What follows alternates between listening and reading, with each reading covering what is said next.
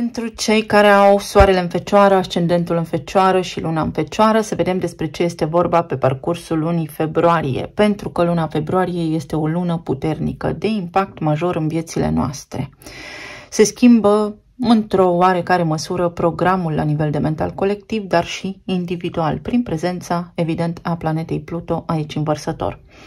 Pentru voi, atenția va fi direcționată în această lună către casa a 6-a. Și către casa a 7-a, dar și către voi înșivă, către imaginea voastră, către casa 1. Să vedem în detaliu. În casa a 6-a pentru voi se regăsește Vărsătorul, unde, rând pe rând, planetele Mercur, Marte și Venus îl vor întâlni în tranzit pe Pluto, care a intrat în Vărsător pe 21 ianuarie. Casa a 6-a este casa competențelor, este casa unde noi suntem în serviciul celorlalți. Este casa sănătății, a echilibrului dintre viața profesională și cea de acasă, este casa rutinei, este casa animalelor de companie, dar și locul unde mi găsesc mentorii. Vărsătorul este un arhetip original. Este cel care spune adevăr și libertate, egalitate, fraternitate. Modalități non-conformiste de a face lucrurile prin sclipirea de geniu, prin expresia ta unică și originală. Primul care intră în casa 6-a și îl întâlnește pe Pluto este Mercur, planeta intelectului și a gândirii. Modalitatea în care noi vorbim, opinia noastră despre tot ceea ce există, venită evident din experiența noastră de viață de până acum, dar care poate fi și subiectivă. Pluto este planeta transformării, a morții și a renașterii, planeta care dizolvă tot, care poate aduce putere, dar și obsesie. Mercur este limbajul, gândurile noastre. Într-o casă a 6-a care are atât de multe aspecte, vorbim despre modalități inedite în care să abordez rutina, despre o schimbare la nivel de rutină care s-ar putea să mă fi copleșit anterior, să nu-mi știu direcția, să vreau libertate, dar în egală măsură să vreau să fac și ceva cu viața mea care să fie util. În acest context, Mercur în conjuncție cu Pluto spune în felul următor: există modalități prin care tu să te ții de o rutină sănătoasă. Este o abordare unică prin care tu acum poți să câștigi prin rutina ta, prin a merge la serviciu sau prin a avea un anume soi de activitate în fiecare zi, competențe noi pe care să le ridici la rang de artă. Să fii imbatabil și incontestabil, unul dintre cei mai buni. De ce? Pentru că Vărsătorul ne vorbește despre evoluție, despre viitor. În viitor vor fi necesare competențele tale în tot ceea ce viața îți va pune în cale. Trăim vremuri incerte. În egală măsură există putere de materializare, există sclipire de geniu și când Mercur tranzitează Vărsătorul, suntem parcă mai inteligenți, pentru că Uranus, guvernatorul de drept, este octava superioară a planetei Mercur. Ne vin idei atât de bune încât ar fi păcat să nu le punem în practică. Mai departe, Marte, planeta acțiunii, a determinării, a voinței, programul supraviețuirea aici în planul terestru, dar și modalitatea în care acționăm, intră în Vărsător în casa a 6-a. Îl întâlnește, evident, pe Pluto. Pluto este octava superioară a planetei Marte, acțiune la superlativ. Poate fi o acțiune atât de compulsivă și atât de negândită, necugetată, încât nici noi să nu ne dăm seama de ce facem mai exact. Avându-l pe Mercur aici, putem fi foarte înțelepți, să ne atingem țelurile, să ne punem ambiția constructiv în ceva pentru a fi cei mai buni. Marte vine cu pasiune, vine cu nevoia de a supraviețui, însă Pluto vorbește despre subconștient. Ce anume este acolo, lucruri cărora le opun rezistența, cum pot să iasă la suprafață în rutina mea, pentru a vedea unde mă autosabotez. Venus, zeița iubirii, planeta care ne vorbește despre banii lichizi, iubire, diplomație, relații, stimă de sine și confort, intră și ea în Vărsător aici, tot în conjuncție cu Pluto. Venus și Pluto în conjuncție vorbesc despre obsesie pentru ceea ce fac eu. Vreau neapărat să devin cel mai bun, vreau neapărat să am parte de aceste competențe, vreau neapărat să fac anumite lucruri, nu mă pot desprinde. Sau poate am un atașament nesănătos care mă împiedică pe mine în rutina mea să fac anumite lucruri și poate veni așa deodată un val de evenimente către mine cu Venus, care este magnetică, pentru a mă trezi la realitate. Un duș cu apă rece poate însemna. Pentru alții dintre voi este acea oportunitate de a vă fi pe deplin recunoscute meritele, competențele. Pentru alții dintre voi pot fi aici chestiuni legate de sănătate, de care ar fi bine să vă îngrijiți în această lună sau să simțiți o nevoie deosebită de a fi în preajma animalelor de companie. Pot exista aici oameni care să apară în viața voastră, care să vă ajute acum să depășiți niște blocaje, să schimbați modul de a gândi, să vedeți dincolo de vălul acesta al realității, într-o oarecare măsură indusă. Vorbim despre Venus și Pluto care pot crea obsesie la nivel de iubire. Să aveți grijă să nu creați vreo pasiune mistuitoare pentru cineva de la locul de muncă sau dacă aveți vreun mentor pentru acesta. Este important să ne dăm seama că Venus și Pluto pot aduce o intensitate de neegalat, dar deopotrivă acest tip de energie este foarte greu de dus și nu durează, se consumă foarte repede. Totodată Venus în conjuncție cu Pluto mai înseamnă și schimbarea aspectului fizic. Poate însemna înfrumusețare, mai exact. Mici intervenții estetice care să vă facă pe voi să vă simțiți bine. Dacă există această dorință, există și oportunitatea aici. Tot în această casă mai găsim și dușmanii declarați, vizibili. Să aveți grijă la informațiile pe care le primiți în această lună, la bârfe, la ceea ce vă este transmis, poate direct sau indirect, de către cei din jurul vostru, mai ales la locul de muncă, sau de către oamenii cu care petreceți voi cel mai mare interval de timp din zi, pentru că s-ar putea să existe neînțelegere, o manipulare de informație care să nu vă facă neapărat foarte bine. Cu cât suntem mai atenți, cu atât mai bine și putem evita.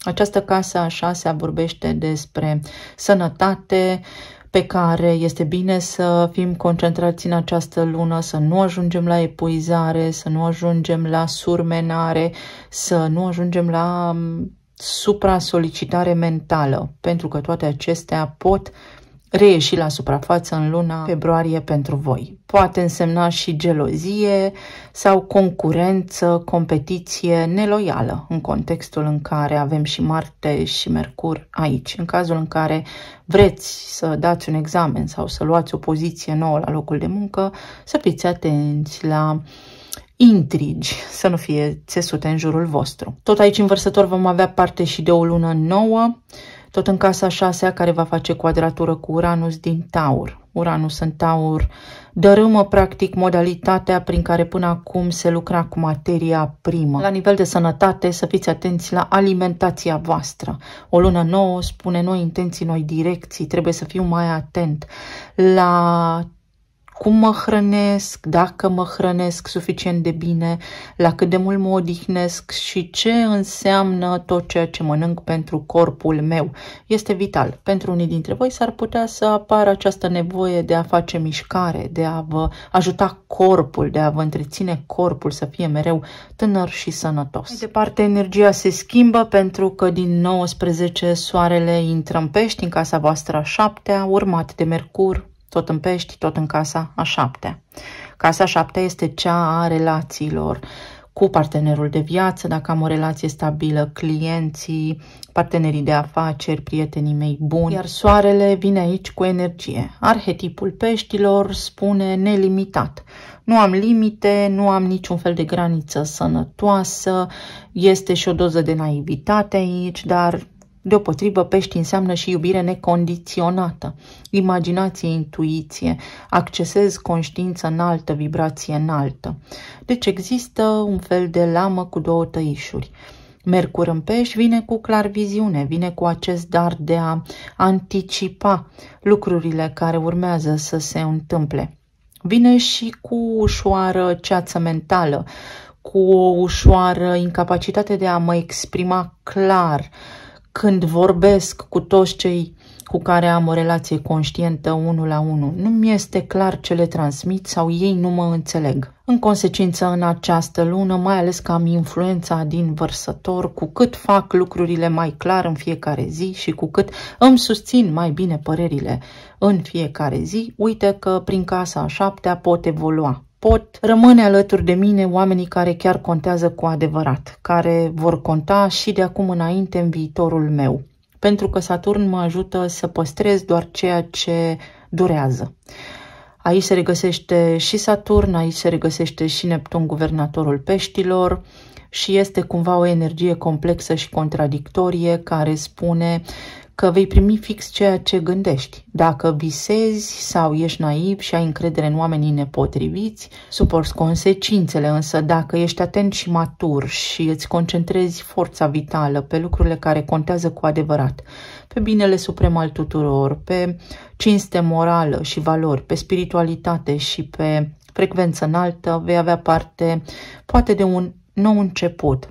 Un nou început care te poate conecta pe tine la câmpul de energie, de unde poți comunica inclusiv telepatic cu omul de lângă tine. Poți înțelege fără cuvinte ceea ce ceilalți gândesc până la acel nivel, da. Poți întâlni omul potrivit din familia ta de suflete sau poți descoperi prin ceilalți că ai un talent nativ, ancestral. Și nu în ultimul rând, spre sfârșit de lună, pe 24, avem luna plină din Fecioară, din casa voastră întâi.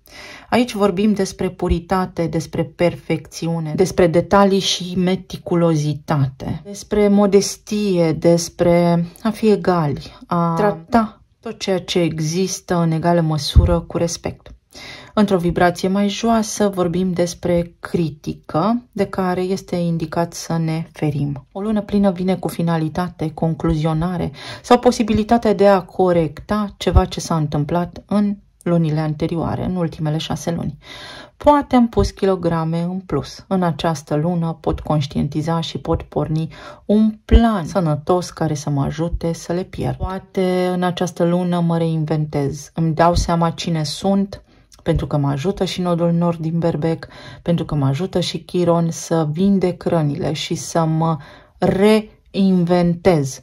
Luna plină spune ce nu ți-a convenit în ultimele 6 luni, ce oameni ai atras, către ce te-ai îndreptat. Dacă a fost ceva ce nu a funcționat, acum poți conștientiza pentru a putea repara. S-ar putea să te fi concentrat pe foarte multe lucruri mici și mărunte și să fi scăpat din vedere totuși și imaginea de ansamblu. Este acea oportunitate prin care tu poți căpăta înțelepciune sau poți accesa înțelepciunea deja existentă în tine pentru a vedea unde te pierzi pe drum sau unde s-ar putea să-ți fi lipsit capacitatea de sinteză, pentru că și acest lucru se poate întâmpla. Sau unde ești tu prea exigent în primul rând cu tine, unde pui foarte multă presiune pe tine însuți sau însăți. De ce ești așa critic cu tine? Pentru că așa te văd și ceilalți. Dacă tu te critici foarte mult în casa 7-a, asta se reflectă și ceilalți, fără niciun fel de limită și de perdea, te vor trata la fel.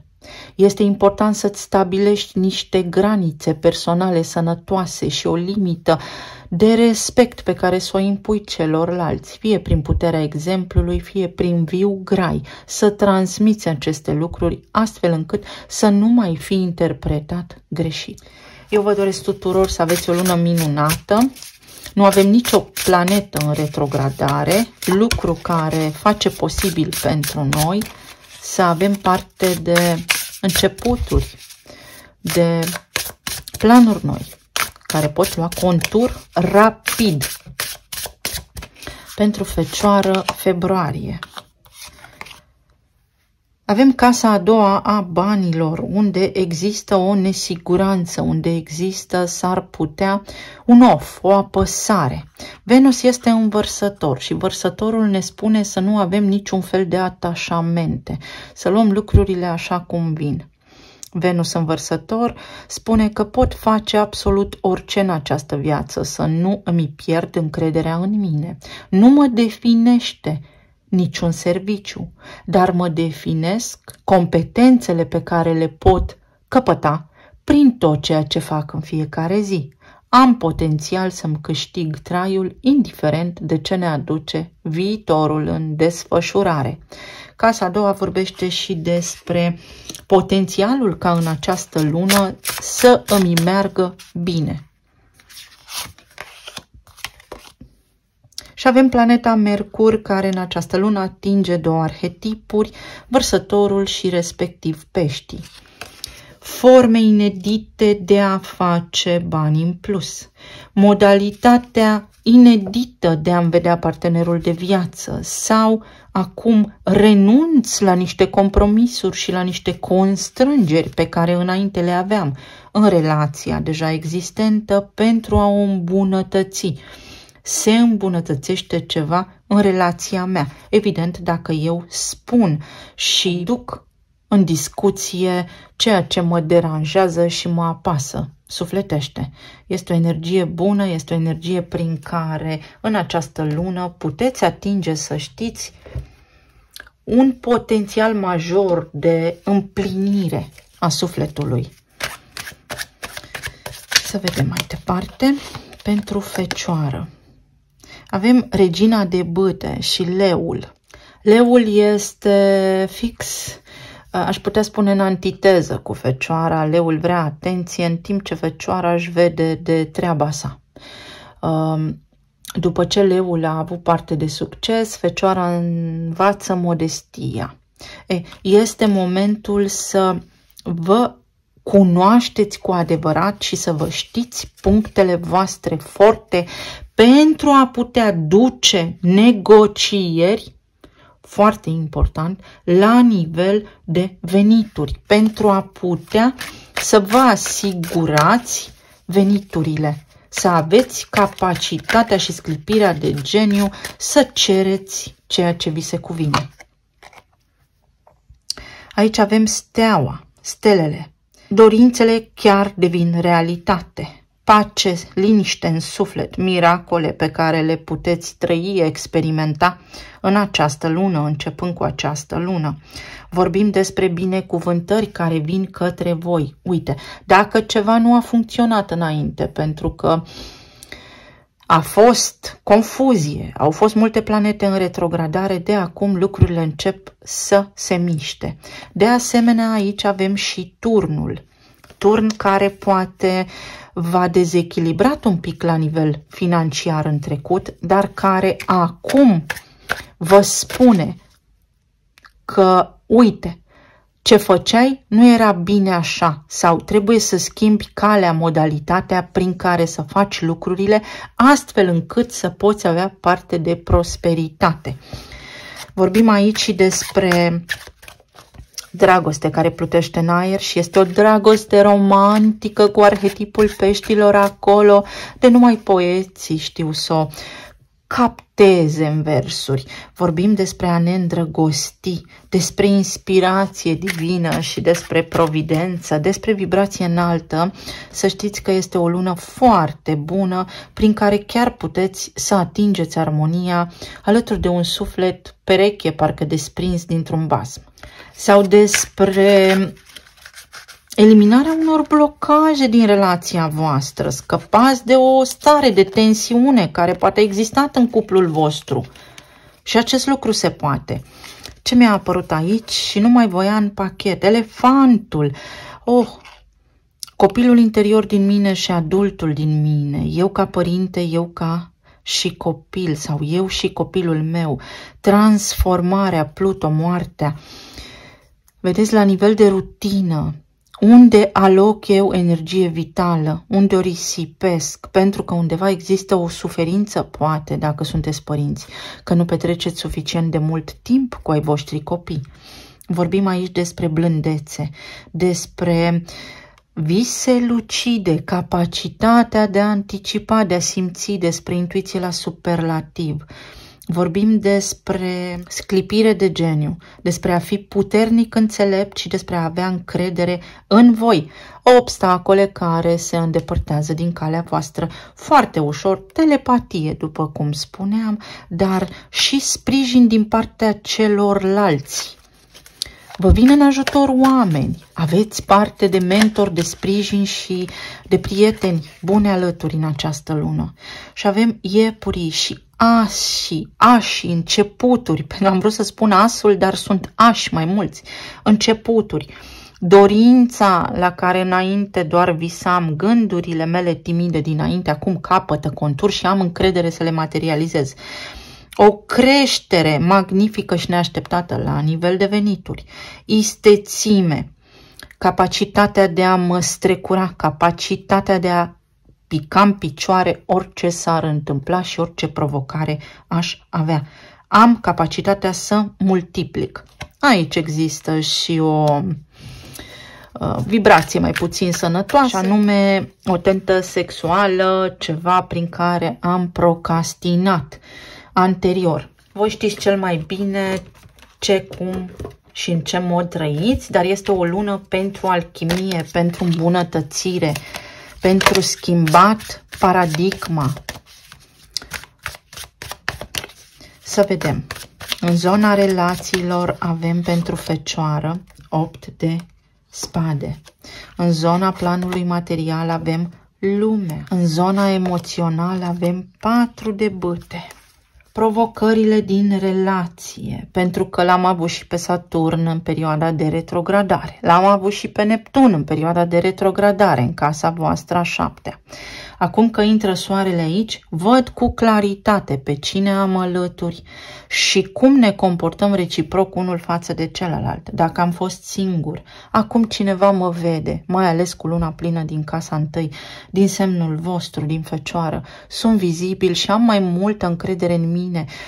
Este bine să fiu modest, este o calitate, este o virtute, dar în egală măsură vedeți că pești în casa 7-a pot aduce și depresie, pot aduce și neîncredere și escapism sau o tentă depresivă. Să vedeți exact despre ce este vorba, pentru că dacă sunteți singuri, s-ar putea să vă cufundați așa în propria voastră gândire și trăire și să nu mai știți cum să ieșiți de acolo, să vi se pară totul negru în fața ochilor. Este oportunitatea în această lună să schimbați modul de a gândi și să vedeți lumea printr-o altă culoare, mai vie, mai frumoasă. Pentru cei care sunteți în cupluri, puteți să ajungeți la un consens, să scăpați de lupta pentru putere, să eliminați lucrurile care vă deranjează, pentru că avem aici transformarea și începuturi noi. Poate unii dintre voi vreți să ieșiți din niște relații și în această lună o puteți face fără să doară, fără să faceți rău nimănui. Dacă sunteți în perioada de separare, ceva nu vedeți aici clar. Este o luptă pentru putere și este un atașament foarte puternic care vă ține de fapt pe loc. Este un program acolo vechi care vă întoarce mereu din drum și care nu vă permite să evoluați. Din punctul de vedere al energiei, drumurile sunt închise. Voi vreți să săriți peste o barieră, dar este un joc periculos, un salt periculos. Relații Fecioară. Judecata. Judec limpede, mă ajută toată energia să văd tot ce fac eu la nivel de rutină și cum mi se întorc toate acestea în relațiile mele. Există posibilitatea de a mă împăca cu cineva, dar doar dacă renunțăm la ego, la mândrie, la lupta pentru putere și la nevoia de a avea dreptate, la ceartă, la comportament obsesiv, compulsiv. Mă pot împăca cu cineva, am un program de abandon aici și s-ar putea să fac toate lucrurile pentru a fi acceptat, să suport orice, pentru că peștii vorbesc și despre sacrificii, pentru a fi iubit, pentru că așa cred eu că merit. Este o lună a schimbării. Toate acestea se dărâmă, sunt programe vechi și aveți acum posibilitatea să vedeți cu ochii mari deschiși realitatea, adevărul. Turnul, vedeți? Turnul în relații înseamnă schimbare. Înseamnă acel moment când nu mai am de ales. Vine ceva nou către mine și doar așa se poate. 8 de spade, incredibil. Pentru că nu văd direcția, pentru că s-ar putea să trăiesc pe un nor de puf sau în imaginația mea, în propria mea proiecție subiectivă. Și în această lună puteți vedea cu adevărat. 4 de spade. Dacă să luați o pauză sau dacă să faceți un pas înainte. Luna. Să scoateți la suprafață toate fricile voastre și să le îndepărtați. Regele de bâte. Uite, regina de bâte și regele de bâte. Pentru că vă întâlniți alesul sau pentru că în sfârșit ajungeți la un consens cu partenerul vostru de viață. Dacă se pune problema de o revenire aici, este luptă, este mult de muncă, este o terapie a voastră cu sufletul vostru, este recâștigarea aceasta a puterii interioare de a înțelege că în relații nu este vorba despre celălalt, ci despre mine și că dacă celălalt proiectează asupra mea ceva negativ, este vorba despre el, nu despre mine. Îmi întâlnesc perechea potrivită atunci când conștientizez că merit și când nu mă mai văd atât de mic și de insignifiant. Sau lucrurile merg bine acasă când înțeleg că toți suntem deopotrivă egali. Pentru cei care sunteți despărțiți, există această tentă a încercării de a vă împăca, dar care se duce, să știți, tot către frici. Există atașament, există frică. Dacă voi ați fi sinceri cu voi înșivă, pentru că asta spune vărsătorul, ați putea descoperi că, de fapt, nici nu iubiți această persoană la care vă gândiți. În zona planului material avem lumea care vine cu un început, cu încheiere de capitol, cu ceva nou și avangardist, cu planuri noi și concrete, cu o strategie bună pe care o pot aplica acum. Iau de pretutindeni tot ce este mai bun și eu devin complet. Sau mai există o vorbă din popor, fur meserie pentru că nu știu niciodată unde vor fi utile acele competențe. Aici avem regele de spade, cursuri noi, oameni noi pe care îi întâlnesc și cu care mă sfătuiesc, pun la cale niște planuri, mă învață, am acces la informație. 4 de monede. Pentru că altfel nu mă pot debloca. Vin după programul Capricornului. Toate aceste planete care ne spun la nivel de creativitate și de bucurie de a trăi, ești serios sau uite, după lumea veche, moda veche, n-ar trebui să faci anumite lucruri. Acum cu energia vărsătorului ți se spune, ai grijă la ce renunți sau de ce ții. 4 de monede aici vorbește despre un atașament pentru bani. Venus și Pluto înseamnă ori teama de a nu rămâne fără, ori vreau mereu mai mult, pun presiune pe mine, muncesc prea mult sau este o nevoie, depind oamenii de mine aici, dar aceste tipare trebuie să se încheie pentru că altfel pot fi destructive pentru mine, pot somatiza în corpul fizic. Asul de monede. Noi începuturi, dacă schimb ceva la nivelul meu de rutină, la nivel de rutină în fiecare zi, am parte de acest nou început, de recunoaștere, de prosperitate, de o formă foarte sănătoasă, de a avea bani, abundență.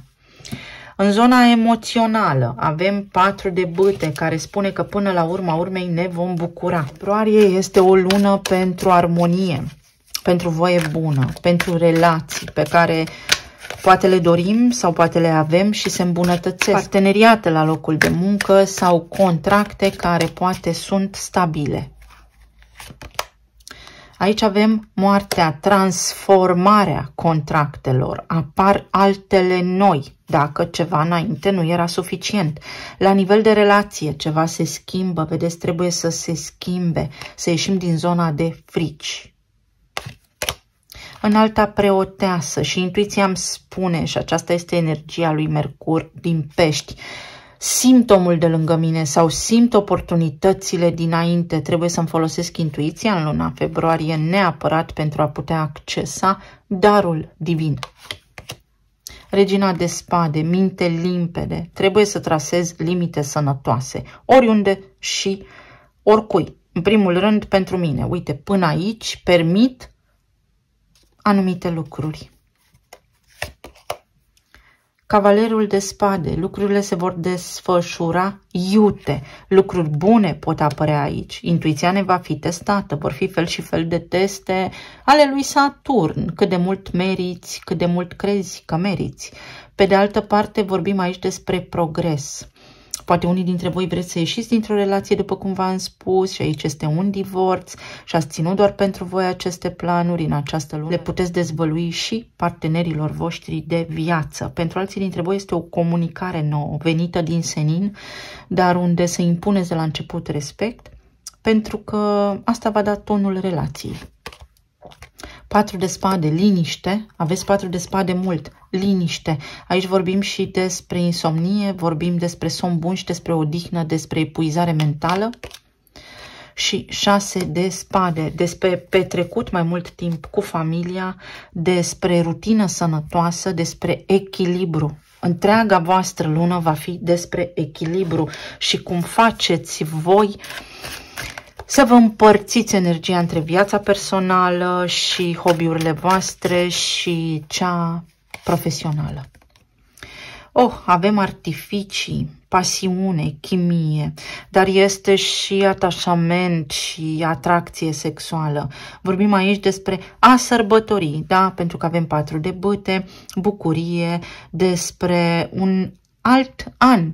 Pentru că toate aceste planete care nu sunt în retrogradare acum și toate aceste întâlniri și toate aceste conjuncții creează noi cicluri în casa voastră 6-a și în casa voastră 7-a, da? Vorbim despre întâlniri de gradul 13, pasiune, multă pasiune. Totul trebuie să fie echilibrat tocmai pentru a vedea dacă nu cumva este un atașament acolo, o mică obsesie sau dacă nu cumva ați confundat o relație cu multă atracție fizică și sexuală cu iubirea. Și aici avem regina de spade din nou. Fii realist și sincer tu cu tine însuți, pentru ca și ceilalți să fie cu tine. Să vedem talismanele.